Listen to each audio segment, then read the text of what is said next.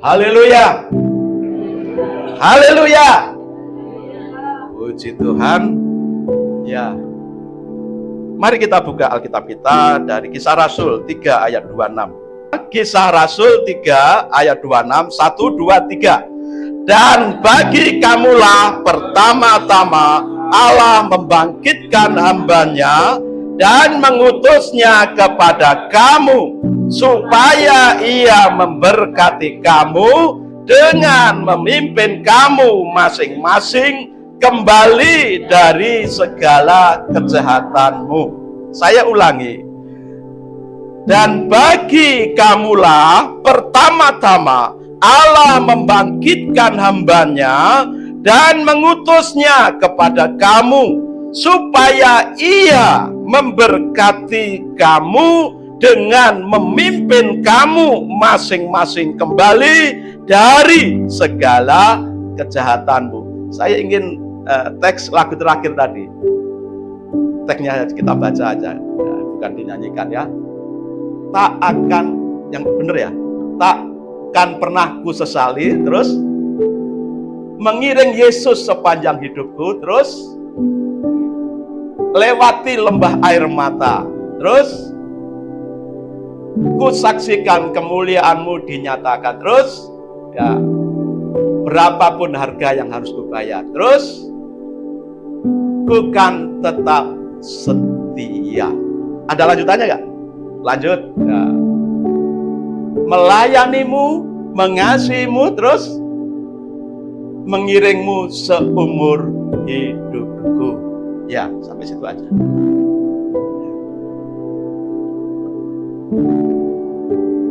Ikut Tuhan Yesus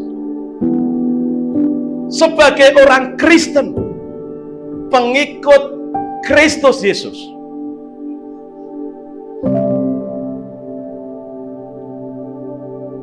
Setiap akhir ibadah selalu ada doa berkat. Ketika kita bertemu dengan sesama Kristen, kita selalu jabat tangan, Tuhan Yesus memberkati. Ketika kita berpisah juga GBU, bukan GPU ya, GBU. Kalau GPU itu minyaknya Pak Slamet. Kalau GBU itu Tuhan Yesus, Tuhan memberkati.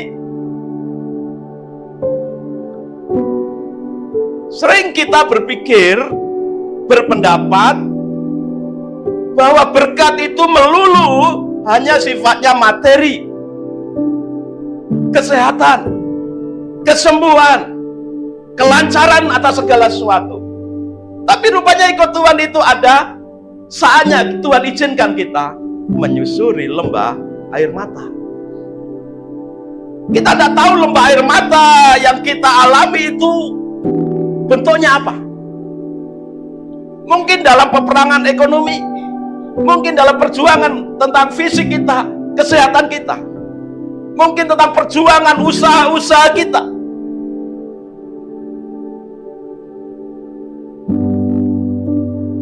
Banyak air mata di sana. Atau bahkan perjuangan kita melawan tipu daya iblis, godaan iblis yang menyeret kita, yang mengajak kita, yang mengiming-imingi kita untuk masuk ke dalam jerat dosanya.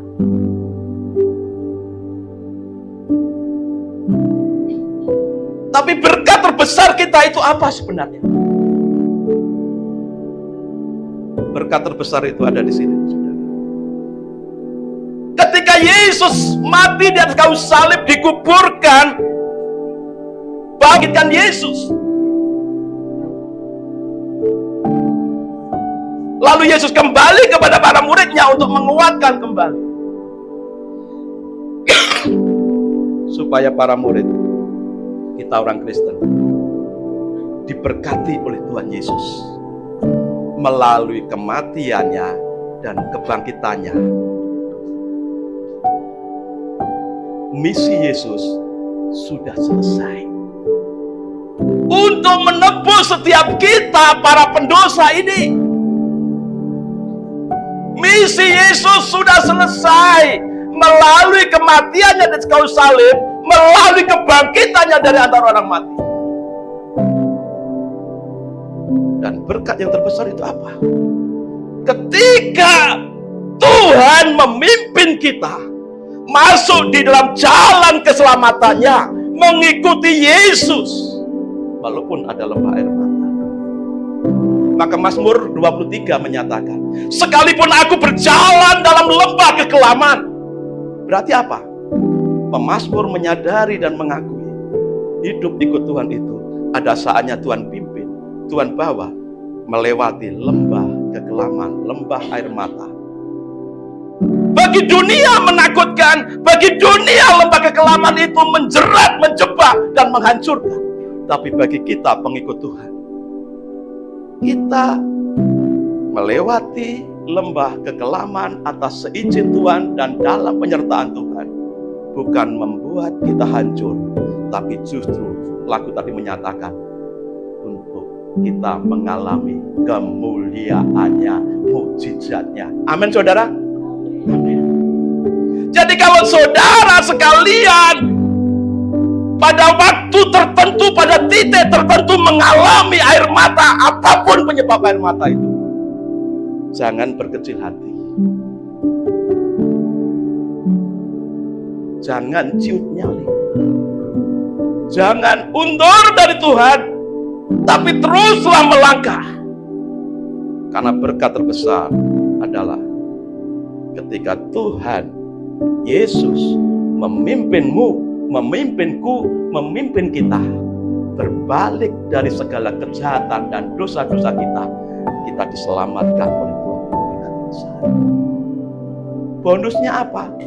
Tuhan berikan kesehatan, kesembuhan. Bonusnya apa? Tuhan melancarkan pekerjaan dan usaha kita. Bonus. Tapi berkat terbesar adalah keselamatan jiwa kita. Amin, saudara.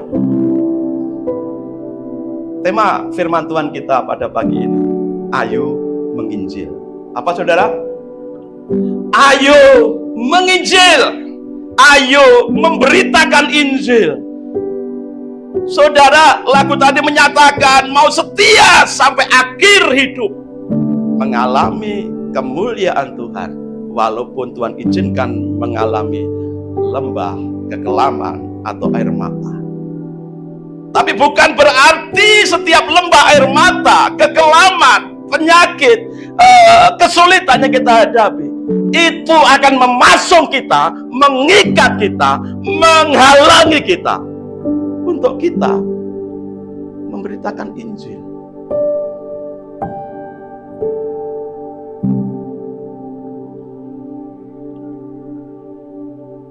Jantungnya kekristenan itu ada dua saja, yaitu pusatnya, jantungnya. Apa itu? Perintah agung Tuhan Yesus. Apa perintah agung Tuhan Yesus? Kasihilah Tuhan Allahmu dan kasihilah sesama manusia. Hukum yang terutama. Itu jantungnya, pusatnya. Kita menjadi pengikut Kristus. Itu landasannya, dasarnya, pondasinya adalah hukum kasih. Mengasihi Tuhan dan mengasihi sesama manusia seperti diri sendiri. Dan sebagai orang Kristen, ada satu lagi yang menjadi pusat atau pondasi atau jantung kekristenan kita. Dan itu diperintahkan langsung oleh Tuhan Yesus sebelum naik ke surga. Apakah itu? Segala kuasa di langit dan di bumi ada padaku, diberikan kepadaku. Karena itu pergilah, jadikan semua bangsa muridku. Amin. Dua hal ini. Itu sebabnya pagi ini kita belajar. Karena kita sudah mengalami berkat terbesar dalam kehidupan kita, yaitu Tuhan memimpin kita. untuk kita meninggalkan segala dosa kejahatan kita dan kita mengalami keselamatan di dalam Yesus yang pasti. Maka ada amanat agung yang mesti kita kerjakan.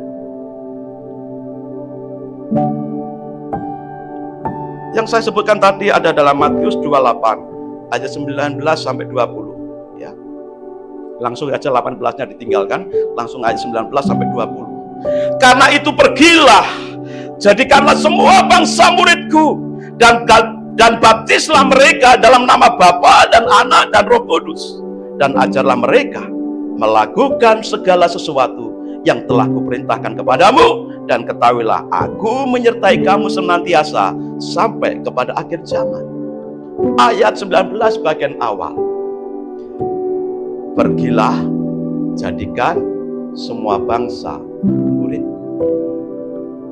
Karena ini wasiat Tuhan yang terakhir sebelum naik ke surga. Karena ini amanat Tuhan Yesus sebelum naik ke surga. Ini sangat penting untuk kita lakukan. Ini bukan pilihan. Ya, kalau mau nginjil, kalau nggak mau ya sudah. Bukan pilihan. Saudara, siapa di sini yang orang tuanya sudah meninggal, lalu sebelum meninggal menyampaikan kata-kata atau kalimat terakhir, pesan terakhir atau wasiat terakhir? Siapa yang pernah mengalami gitu? Yang pernah mengalami menerima wasiat terakhir dari orang tua tidak akan berani untuk tidak melakukannya. Sifatnya berarti harus melakukannya karena itu wasiat terakhir. Yesus sebelum naik ke surga memberikan wasiat terakhirnya, pergilah jadikan semua bangsa muridku. Bukan hanya untuk para murid pada waktu itu, tapi untuk kita hari ini juga yang mengaku sebagai orang Kristen, yang mengaku pengikut Kristus, harus menginjil, bersaksi.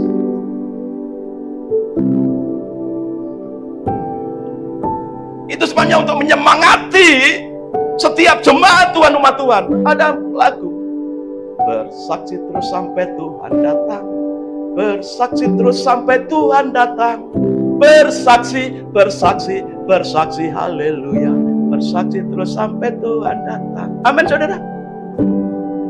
Amin ini. Dan biarlah itu tertanam dalam hati ini, hati kita masing-masing. Ya, aku saksi Tuhan, aku pengikut Kristus, aku akan bersaksi, aku akan menginjil. Nah, itu suatu perintah Tuhan yang tidak bisa, tidak harus kita lakukan. Hal yang kedua, 1 Korintus 9 ayat 16. 1 Korintus 9 ayat 16.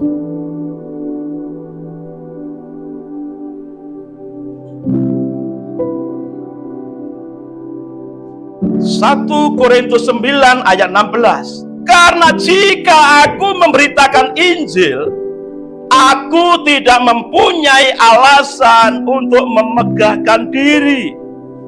Sebab itu adalah keharusan bagiku. Celakalah aku jika aku tidak memberitakan Injil. Ada dua kata yang perlu kita garis bawahi. Keharusan dan celakalah.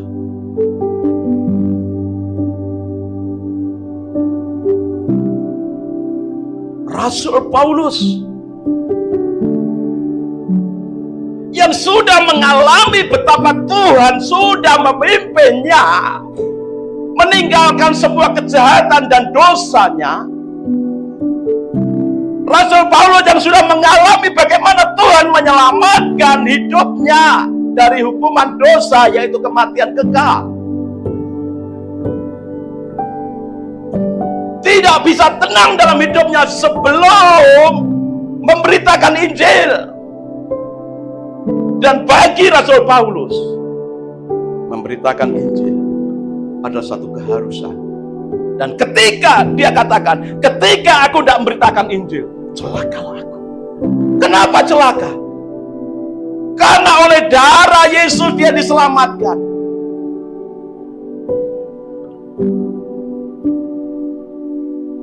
Oleh pengorbanan Yesus, Paulus diselamatkan.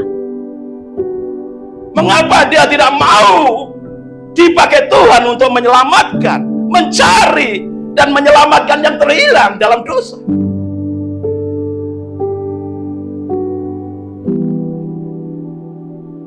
Bagi Rasul Paulus, itu satu keharusan. Dan dari Matius 28 ayat 19 tadi, kita ingat, itu perintah langsung Tuhan Yesus. Amanat terakhir Yesus belum naik ke surga. Dan itu rupanya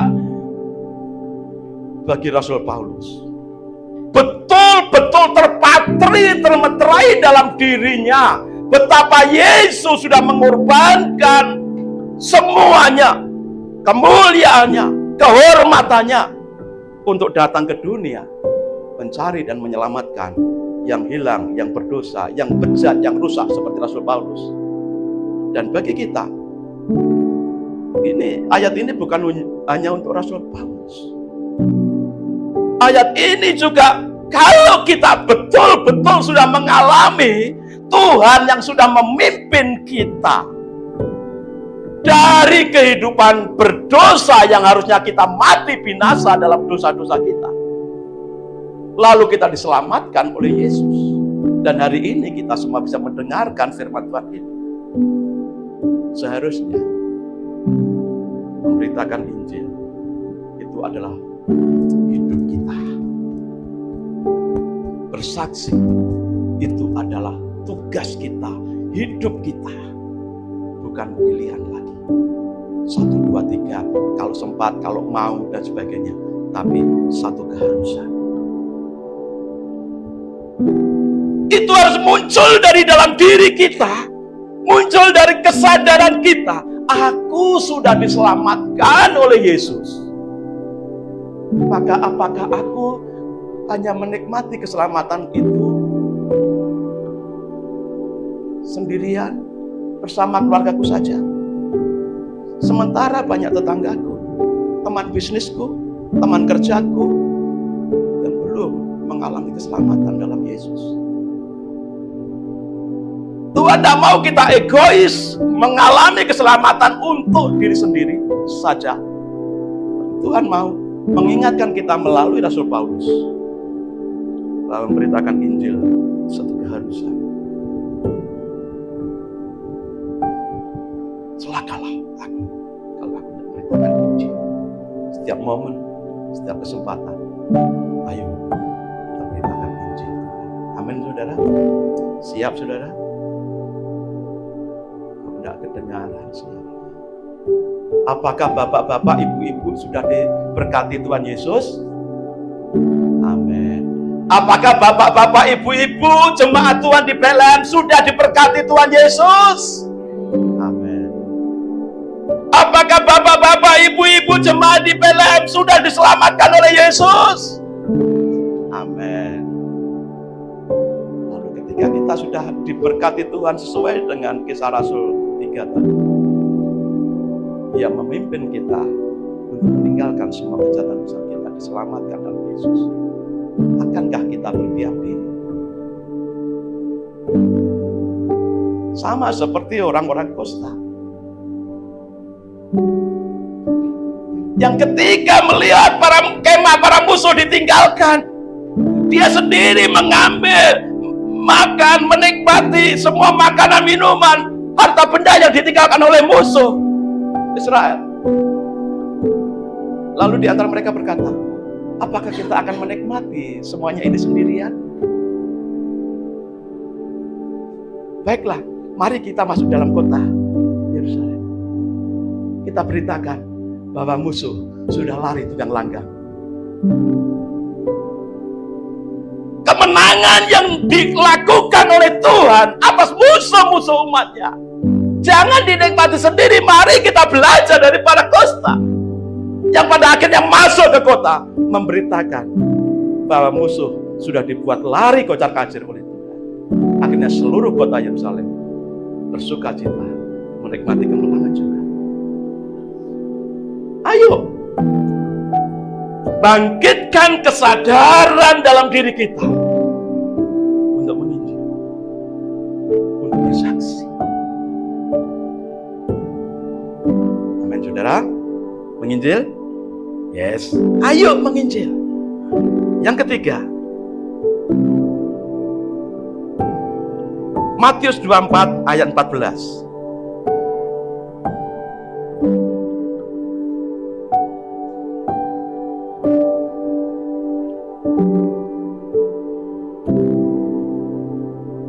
Matius 24 ayat 14.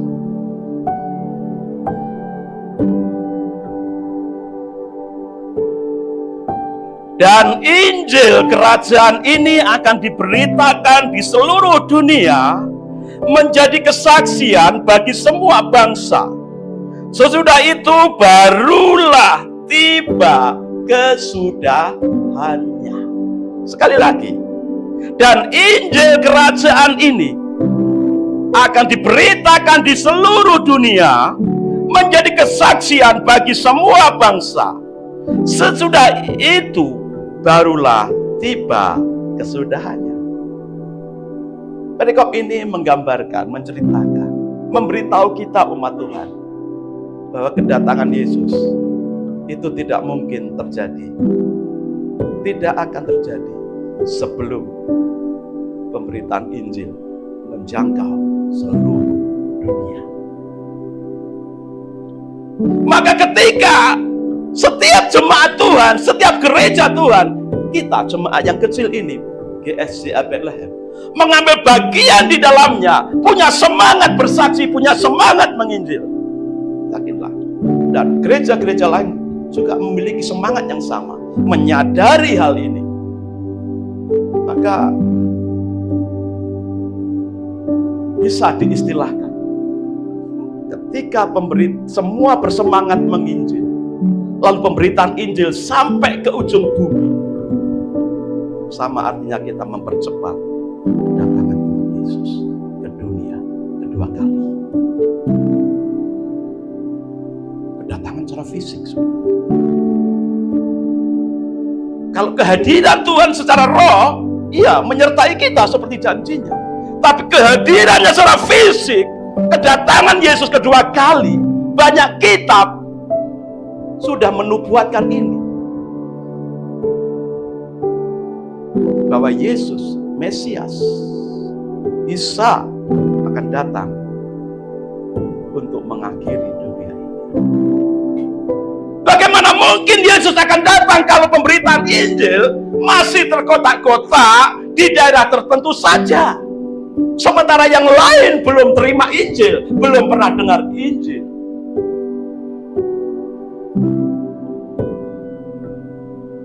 Maka memberitakan Injil, kita bersaksi, itu adalah tanggung jawab kita supaya Yesus segera datang. Bersaksi di mana saja, kapan saja.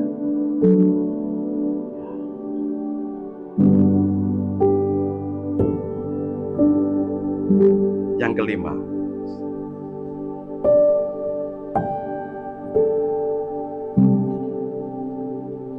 yang keempat ya, tadi kan baru yang ketiga ya.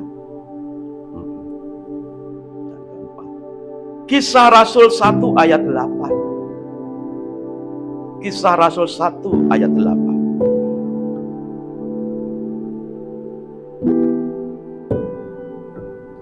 Kisah Rasul 1 ayat 8. Tetapi kamu akan menerima kuasa kalau Roh Kudus turun atas kamu, dan kamu akan menjadi saksiku mulai dari Yerusalem, Yudea, Samaria sampai ke ujung bumi.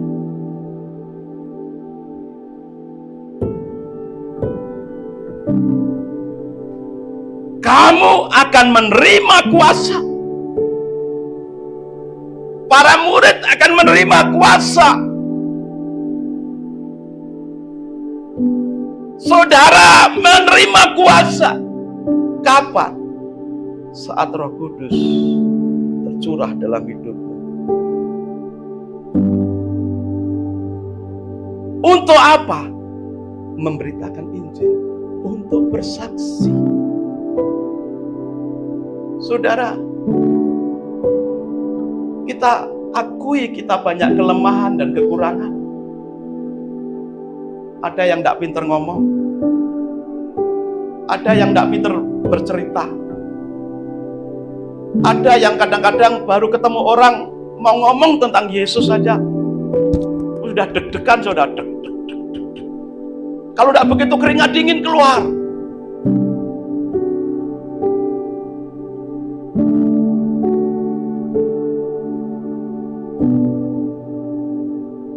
Kita memerlukan kuasa Tuhan, kuasa Roh Kudus. Dan salah satu berkat penting dari hari Pentakosta pencurahan Roh Kudus adalah para murid diberi kuasa untuk memberitakan Injil dengan berani. Walaupun nyawa taruhannya. Walaupun ekonomi mereka yang jadi taruhannya. Walaupun usaha mereka yang jadi taruhannya. Walaupun nama baik mereka yang jadi taruhannya. Karena apa? Para murid jumlahnya yang saat itu berkumpul di Yerusalem di hari Pentakosta sekitar 120 orang saja. Lalu ketika mereka di hari Pentakosta berkhotbah dipimpin oleh Petrus, 3.000 orang kurang lebih percaya Yesus. Dan setiap hari Tuhan tambahkan jumlah orang yang percaya Yesus diselamatkan. Apakah kehidupan mereka mudah-mudah saja? Tidak. Minggu lalu kita sudah belajar. Kehidupan mereka masih diancam, terancam, terintimidasi, diburu, dicari, ditangkap. Maka dari sisi ekonomi, dalam peristiwa Pentakosta di gereja mula-mula, secara ekonomi mereka menghadapi masalah yang sulit. Ketika orang tahu dia adalah orang Kristen, pengikut Kristus, mereka diancam. Bahkan mereka disiksa. Itu harga yang harus dibayar. Itu air mata. Itu harga yang harus dibayar. Tapi Roh Kudus yang tercurah memperbaharui kehidupan mereka, mengubahkan hati dan kehidupan mereka. Mereka yang mulainya mengambil posisi, mementingkan diri sendiri, ingin tampil sebagai pemimpin, pada akhirnya mereka bersatu.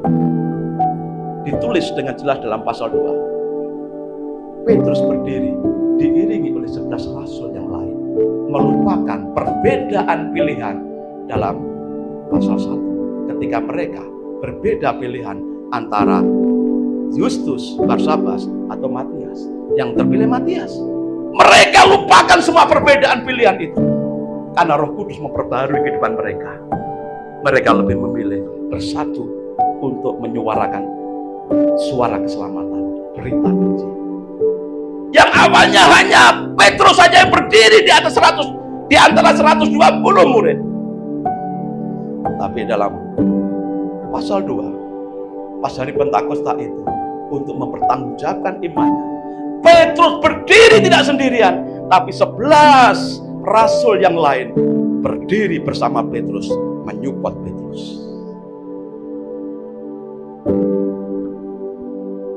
Siapakah rasul-rasul itu? Mereka punya latar belakang penakut. Secara ekonomi mereka kurang. Mereka saling mencari posisi saat Yesus masih hidup. Mereka seringkali berbeda pendapat. Tetapi ketika hati mereka dibaharui di peristiwa Pentakosta, Roh Tuhan dicurahkan atas mereka. Mereka bersatu yang pada awalnya hanya mencari posisi pribadi. Mereka menjadi berani memberitakan Injil yang pada awalnya mereka adalah orang-orang yang takut. Mereka menjadi fasih berbicara yang pada awalnya mereka adalah orang-orang yang tidak fasih bicara, tidak terpelajar.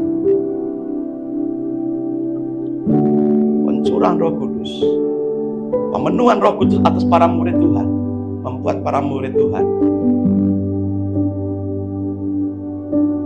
memiliki kuasa yang besar, kuasa yang dahsyat untuk bersaksi. Jadi saudara, ada jaminan dari Tuhan. Dan dalam Matius 28 ayat 20 terakhir, setelah Tuhan berkata dalam ayat 18, segala kuasa di langit dan di bumi ada padaku. Lalu Tuhan perintahkan ayat 19, karena itu pergilah jadikan semua bangsa muridku dan ajarlah, dan seterusnya. Lalu ayat 20 terakhir dikatakan, dan ketahuilah aku menyertai engkau sampai kesudahan zaman. Loh, ini janji Tuhan. Tuhan menyertai. Siapakah yang disertai oleh Tuhan? Murid Tuhan, orang Kristen yang bersaksi, yang memberitakan Injil. Dipertegas dalam Kisah Rasul 1 ayat 8. Penyertaan Tuhan atas para murid. Penyertaan Tuhan atas orang percaya untuk bersaksi. Kalau sudah bersaksi, disertai enggak oleh Tuhan kira-kira? Sebagai kita mengaku orang Kristen, kalau kita tidak jadi saksi Tuhan, apakah Tuhan akan menyertai kita?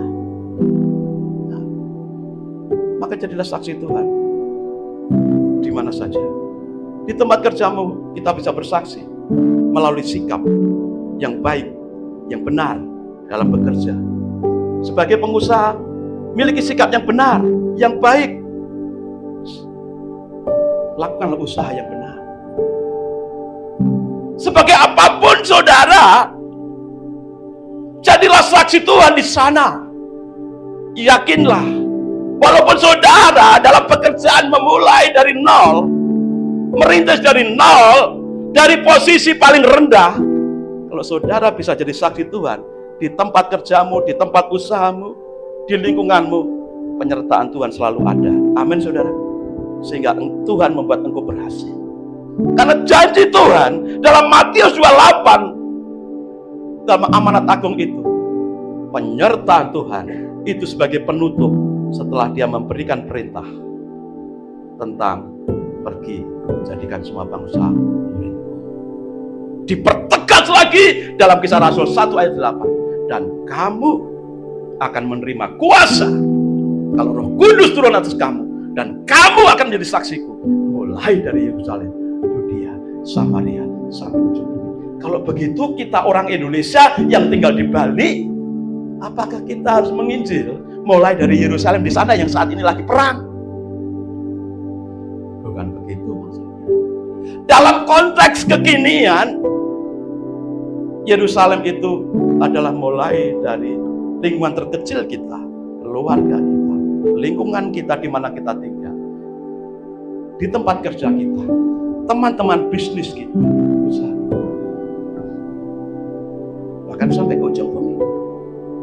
Kalau kita tidak bisa pergi ke ujung bumi, minggu lalu sudah saya saksikan, ada satu pengusaha, dia pengusaha tulen, murni pengusaha, tapi di tempat kerjanya itu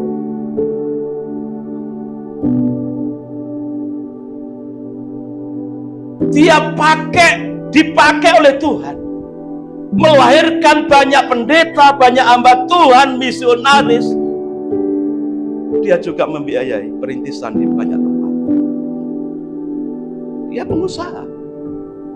Dia tidak bisa banyak ngomong, tapi dengan apa yang dia bisa lakukan, dengan keuntungannya dari usaha,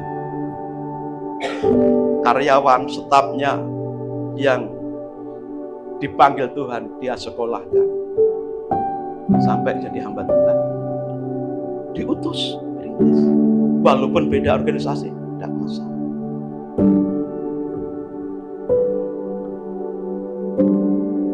saudara jadi pengusaha, lihat potensi dalam diri anak-anak buahmu, karyawanmu, stafmu. Mungkin ada di antara stafmu yang bisa dipakai Tuhan, melayani Tuhan sepenuhnya full time. Kalau memang Tuhan izinkan, bisa disekolahkan, diutus masuk sekolah Alkitab dan menyupport dalam pelayanan.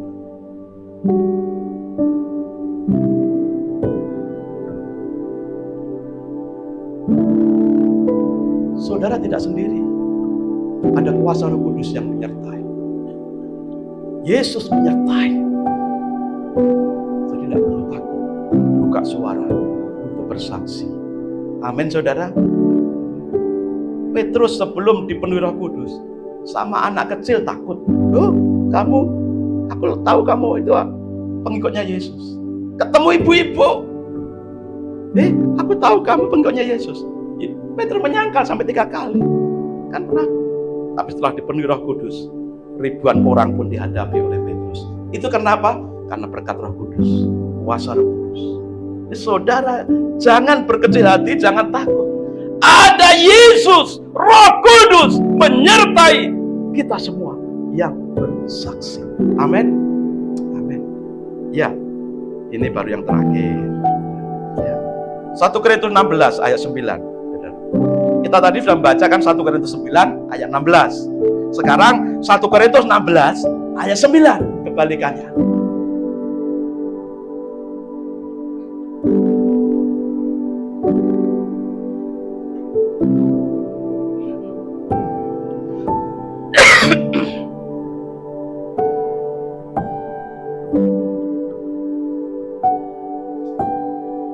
Satu Korintus 16 ayat 9.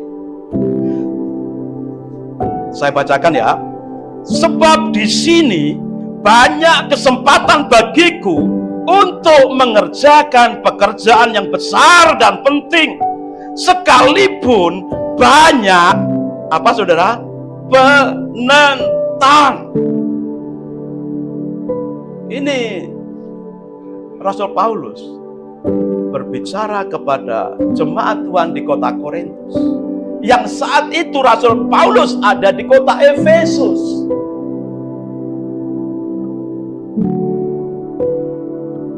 Situasinya di kota Efesus itu ditulis, diceritakan kepada jemaat Tuhan yang ada di kota Korintus. Kota Korintus yang kalau sekarang di dunia modern ini masuk mungkin Yunani ya. Yunani.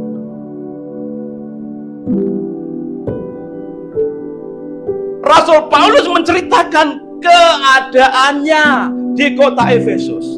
Salah satu kalimatnya seperti ini yang dia katakan kepada jemaat Tuhan di Korintus. Di sini, di mana? Di kota Efesus. Banyak kesempatan bagiku untuk mengerjakan pekerjaan yang besar dan penting. Apa pekerjaan besar dan penting di kota Efesus? Memberitakan Injil. Sekalipun ada banyak penentang. Siapa yang menentang Rasul Paulus?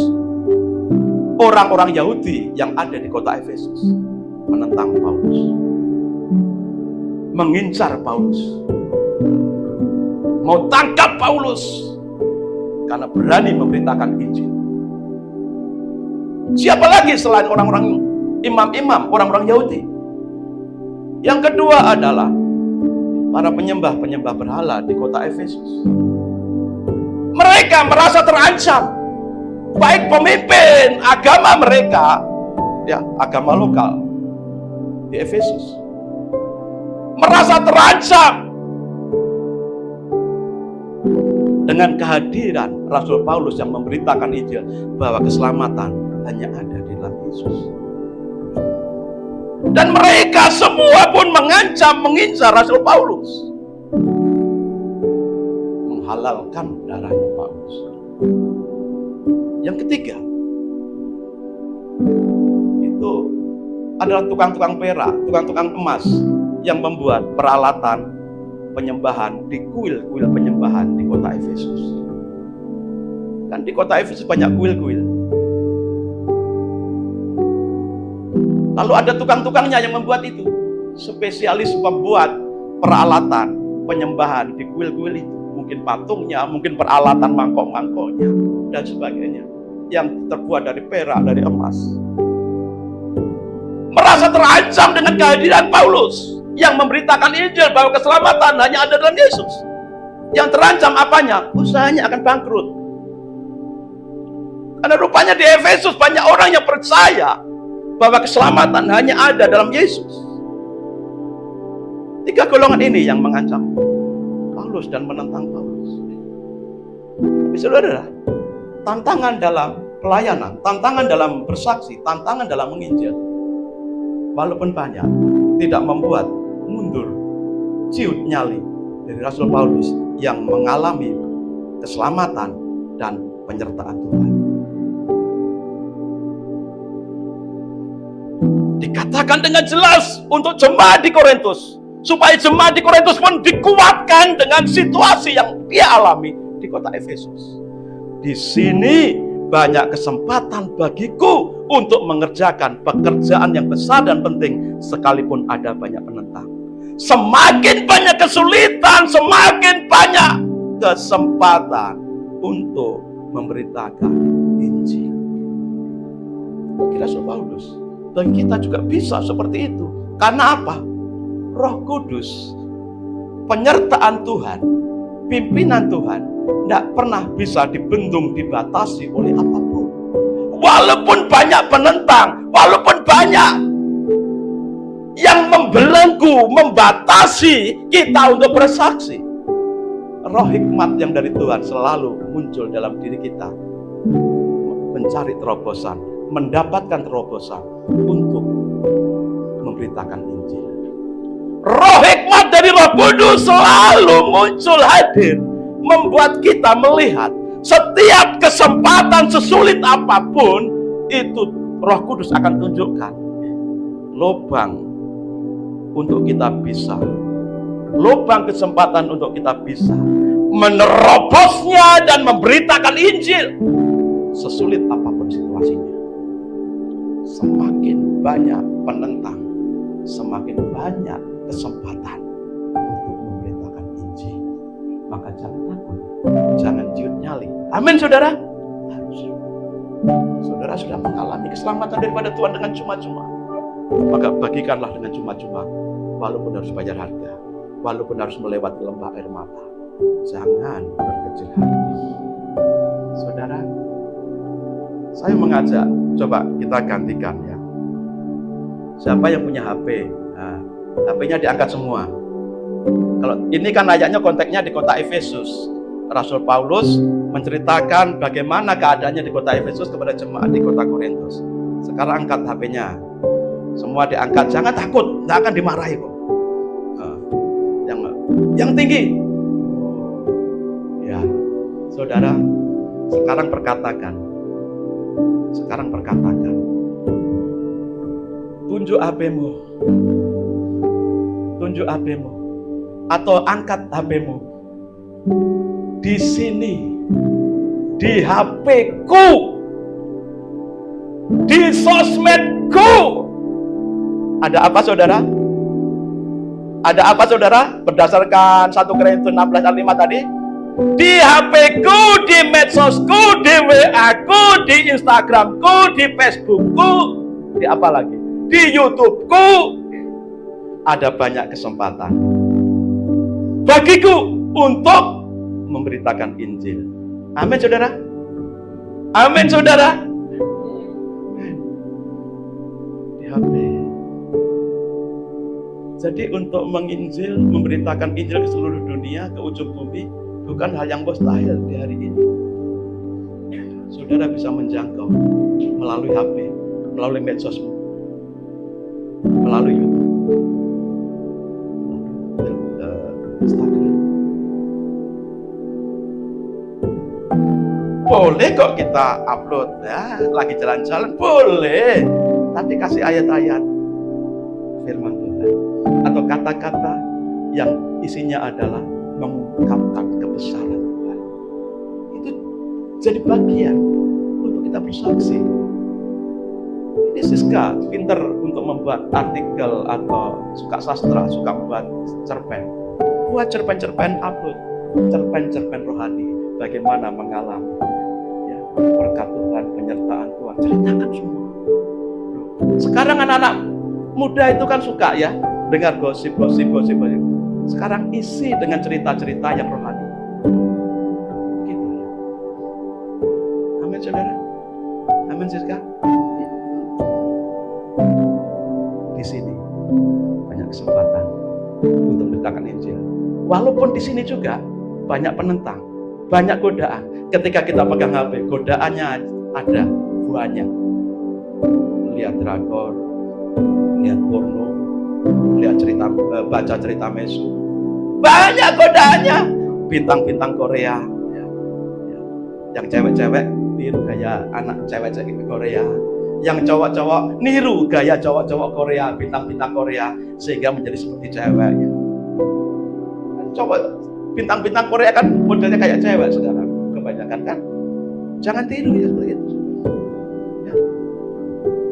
Di sini banyak kesempatan. Ya. Amin saudara. Ayo kita harus punya komitmen.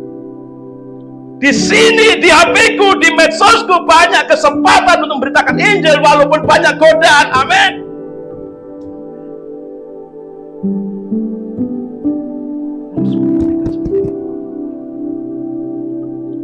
Di YouTube, ya. Sekarang yang Bethlehem juga begitu. Tapi, ya kalau Bethlehem orisinil, ya konten di khotbah dan beberapa Bethlehem. Ya. Cepat sekali dapat. Tapi saudara tahu siapa yang terbanyak yang subscribe? Justru teman-teman dari pesan. Walaupun di komen-komen mereka ada yang cibiran, ada yang kata-kata negatif, kata-kata tidak enak, tapi mereka subscribe kok.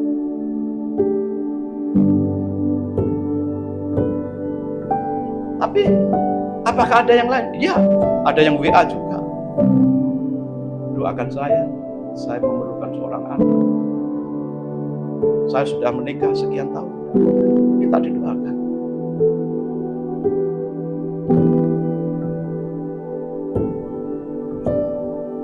Artinya apa saudara? Di sini, di HP kita, banyak kesempatan untuk kita memberitakan Injil. Amin saudara. Pakai properti HP-mu, beritakan Injil, amin. Untuk bersaksi, amin. Ya. Mari kita penuhi bumi ini dengan berita Injil sehingga Tuhan segera datang. Amin. Ayo kita kembangkan semangat dalam diri kita. Saudara, penting kita beritakan Injil. Kalau tidak ada yang beritakan Injil ke hidup kita, kita ini tidak akan jadi orang Kristen dan kita tetap dalam dosa kita. Ayo kita pikir, kita renungkan sekarang. Flashback ke belakang. Siapa yang mengajak kita datang kepada Yesus? Ayo kita ingat mereka. Terima kasih Tuhan. Ya, mungkin untuk Pak Surdi yang sering cerita ya. Terima kasih Tuhan. Tuhan kirimkan Mbah Min datang ke Pak Surdi. Ya. Mbah Min tidak tahu dari siapa. Sudah percaya Yesus. Melalui siapa Mbah Nas? Mbah Min. Mbah Yahyo. Mbah Yahyo melalui siapa Mbah? Tidak tahu. Tidak tahu. Mbah Yahyo diutus Tuhan menginjili Mbah Min. Mbah Min diutus Tuhan bersaksi kepada Pak Surdi. Pak Surdi mengajak Bu Surdi. Semua kan terang kayak api ya, indah ya. Coba kalau tidak ada Pak Yahyo yang diutus ke Mbah Min, tidak akan sampai ke Pak Surdi kan? Pak Surdi ngajak Bu Surdi, Pak Surdi ngajak anak-anaknya, anak-anaknya ngajak menantunya, betul nggak Pak Surdi? Ya. Pak Surdi diutus untuk memenangkan Bu Surdi. Pak Surdi diutus memenangkan anak-anaknya. Pak Surdi diutus dan Bu Surdi diutus memenangkan saudara-saudaranya. Betul? Ya. Lalu anak-anak sedih memenangkan pasangannya. Betul? Betul. Pak Agus tidak ada di sini ya. Kalau Tuan Senekel tidak datang jauh-jauh dari Belanda, Pak Agus belum tentu mengenal Tuhan loh. Kan? Karena Tuan Senekel dari Belanda. Bener ya, Senokel apa Senekel, Mbak? Sampai turun jadi Mbah Toti, Dorototi ya. Lalu punya anak Agus Suprapto dan saudara-saudaranya. Menikah dengan Bakti loh. Semua kan Tuhan utus masing-masing dari orang lain masuk dalam satu orang itu masuk mempengaruhi seluruh keluarga, anak-anaknya mempengaruhi menantunya dan seterusnya. Begitu loh indahnya. Ya menyadari hal itu, merenungkan kebaikan Tuhan yang mengutus orang-orang yang masuk dalam hidup kita. Ayolah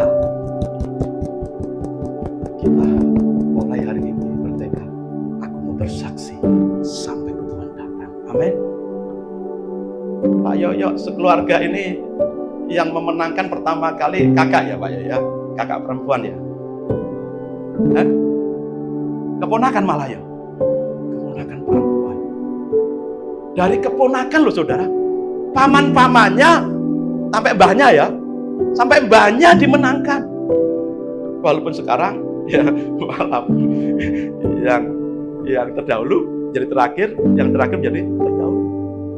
Sampai keluarga Pak Yoyo, keluarga besar Pak Yoyo banyak menjadi pendeta, menjadi hamba Tuhan, menjadi aktivis gereja, penyupport gereja. Dari keponakan malah memenangkan saudara-saudara, si paman-pamannya, bibinya memenangkan sampai kakek-kakeknya. Luar biasa cara Tuhan bekerja. Maka jangan berkecil hati. Siapa engkau? Engkau adalah utusan Tuhan untuk keluargamu. Engkau adalah utusan Tuhan untuk rumah tanggamu. Engkau adalah utusan Tuhan untuk teman kerjamu, teman bisnismu. Engkau adalah utusan Tuhan untuk lingkunganmu. Beritakan Injil, bersaksi. Dan ingat mereka yang sudah memberitakan Injil. Ya kalau yang memberitakan Injil kepadamu, bersaksi kepadamu sudah malah untung dari itu kemudian, ayo bawa dalam doa. Sedapat-dapatnya bawa dalam doa dan ajak. Saksikan kembali. Biar kebangkitan iman, revival ada dalam diri orang-orang yang awalnya mengajak kita kenal Yesus, tapi lama-lama malah. Amin saudara. Ayo kita bersaksi. Karena bersaksi adalah tanggung jawab kita. Karena bersaksi itu adalah keharusan bagi kita. Karena bersaksi kita disertai oleh Tuhan. Kuasa Tuhan nyata bagi kita. Karena melalui kesaksian kita inilah kita mempercepat kedatangan Tuhan. Dan kita bisa bersaksi melalui semua sarana yang ada di tangan kita. Amin saudara. Mari kita berdoa.